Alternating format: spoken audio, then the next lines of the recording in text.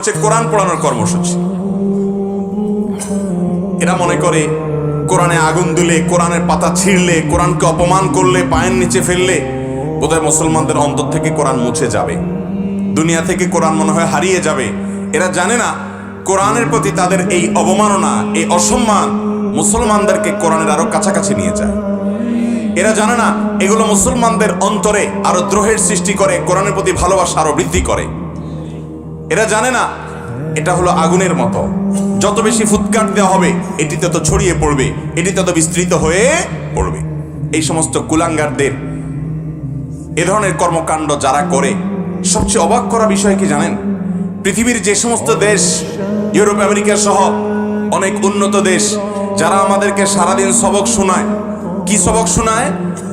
মানুষকে মানবতাবাদী হতে হবে, নারীদের অধিকার প্রতিষ্ঠা করতে হবে। তারা আমাদেরকে সবক শোনায় যে পৃথিবীতে মানুষকে মত প্রকাশের স্বাধীনতা দিতে হবে। আমরাও মনে করি এই মানুষগুলো কত সভ্য, কত ভদ্র, কত শিক্ষিত, কত উন্নত, কত অগ্রগতি তাদের হয়েছে, তারা প্রগতির চরম শিখরে পৌঁছে গেছে।